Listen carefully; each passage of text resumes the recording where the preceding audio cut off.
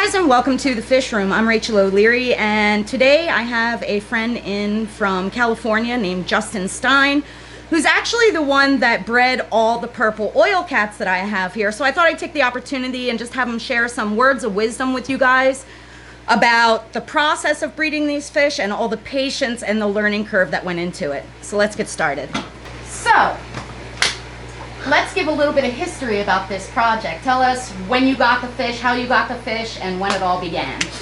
Well, I was lucky enough to be researching some other species I wanted, and I ran across your website, and I saw these purple oil catfish, and I thought, these look pretty fascinating, and so I got in touch with Rachel. They weren't actually for sale at the time, right? No, because I'm a terrible hoarder. Yeah, she was a hoarder. She didn't want to. She didn't want to give them up.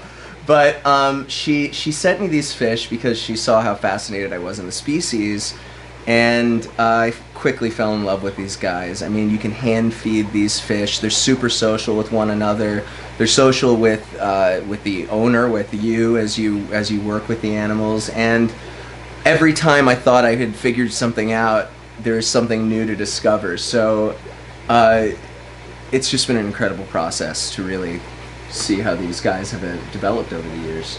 So that was like 5 years ago? It was about 5 years ago, and it was a pretty difficult process because when I started, I had no idea what I was doing. I mean, I'd bred some shrimp, I'd bred some clown killifish, but those are all really easy things to breed, and I hadn't tried anything that was this complicated.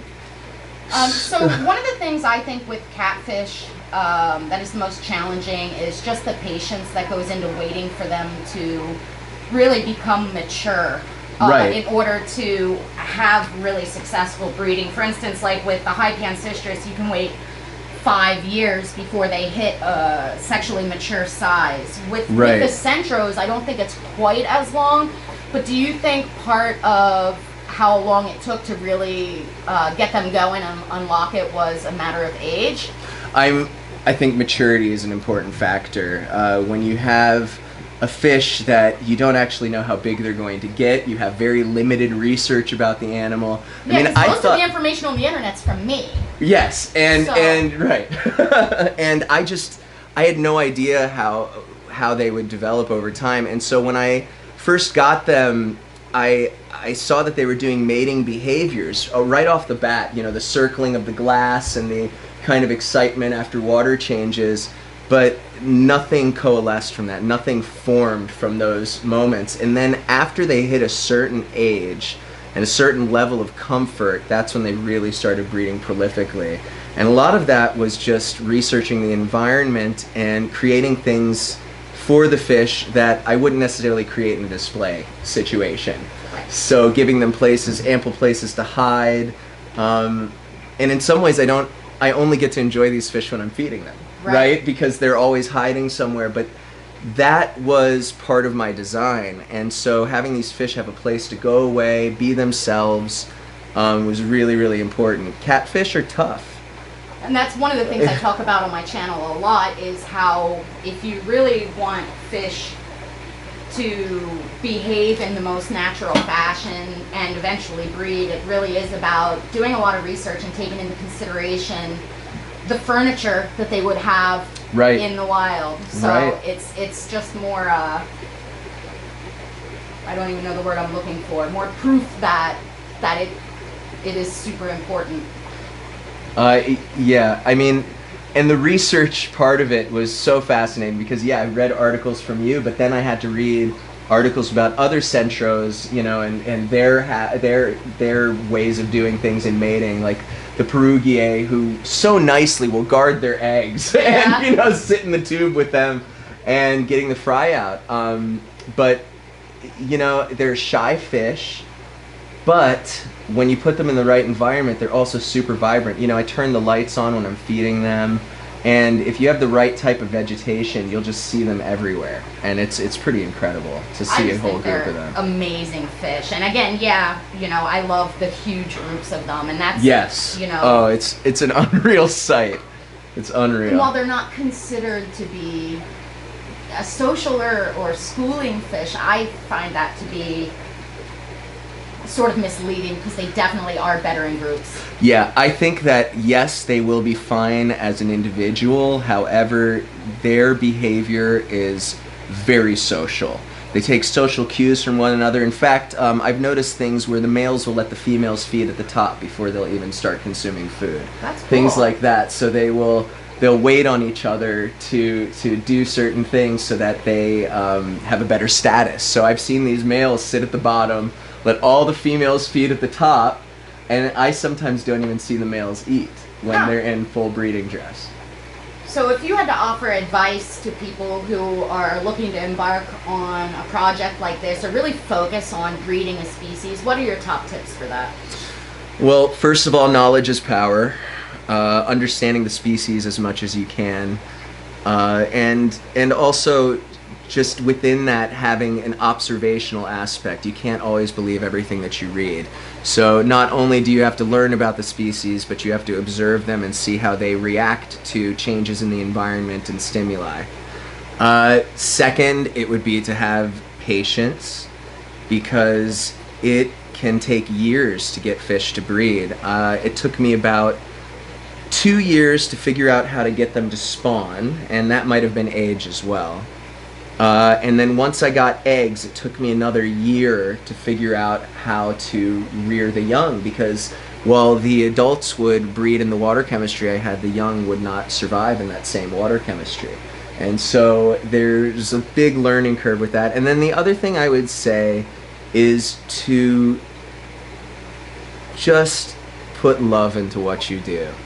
You know, this is Zen gardening. I mean, this is an amazing thing. I walk into Rachel's fish room and I just feel elated. My living room is very much the same way. We have 9 fish tanks in the living room.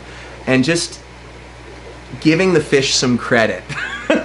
You know, they're not completely dumb, reviled animals. You know, some people have opinions as to, you know, oh, they're just, you know, they're not as smart as a dog or a cat or whatever, but these are wild animals. They have behaviors, and if you respect them, then you will get the most out of your experience with your fish.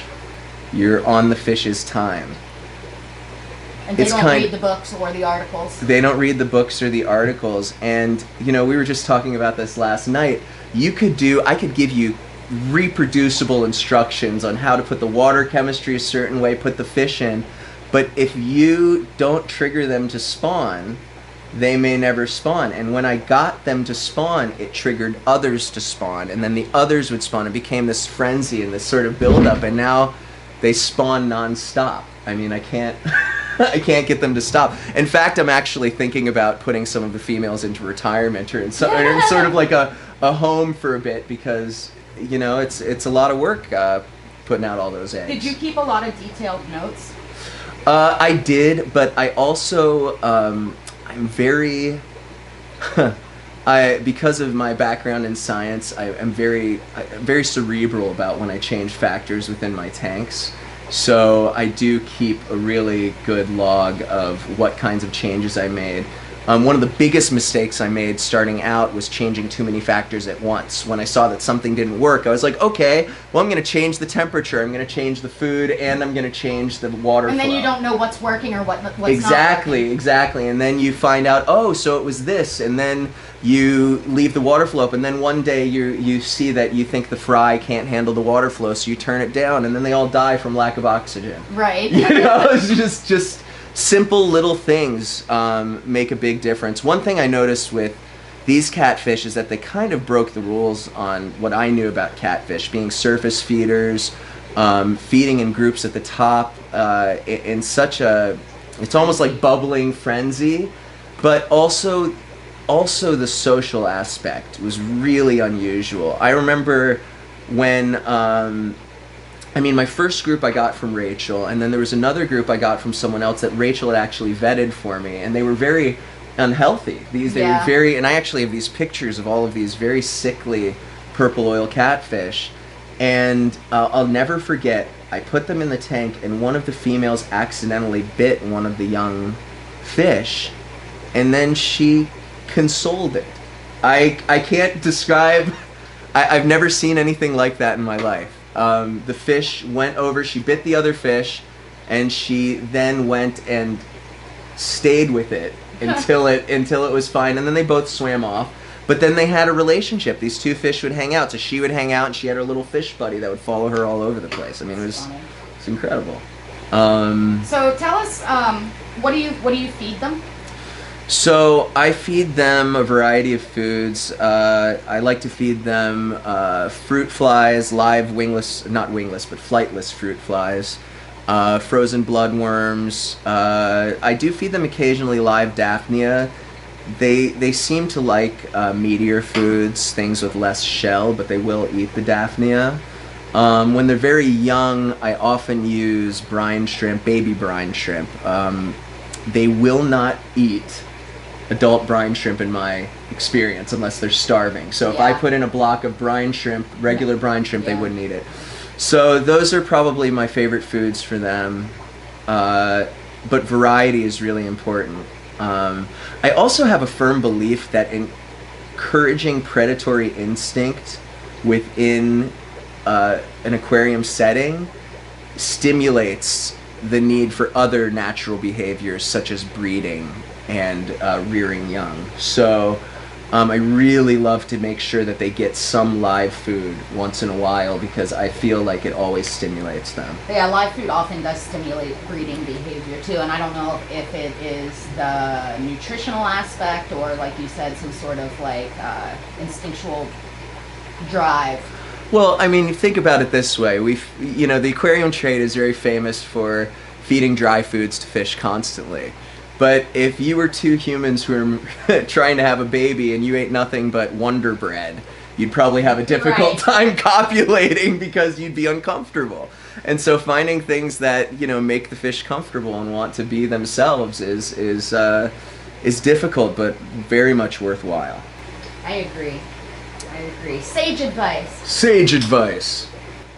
Oh, you know what's also really cool is once in a while I will start singing for the fish and they'll just come running out because they know food is coming. That's awesome. So like that's totally cool. I love purple oil catfish. I can't tell you how much fun they are. I get to hold them in my hands when I'm feeding them. Sometimes at certain ages they'll start playing within my fingertips, and especially when I get to know them. And so I'll run my fingers through the water and they'll swim in between, and then sometimes they'll even like rest in my hand for a moment and then swim off as if there's some sort of like moment, I think it was you telling people that I love these fish so much because they hand fed. They literally eat out of your hand. They'll eat out of your hand willingly, and because of their catfish, you're not really going to do a lot of damage to their scales and whatnot. As long as your hands are clean, you don't have to worry about the fish landing in your hand and causing any problems. I mean, it's amazing. They're so cool. They're so cool. Thank you so much for sharing your experience with them and for sharing the fish with me. It's absolutely. So wonderful to have them back, and I can't wait to be able to share them with a lot of other people as well. Absolutely. And hopefully in the future I'll have many, many, many more for you. Awesome. Thanks, All right. Justin. Thanks a lot.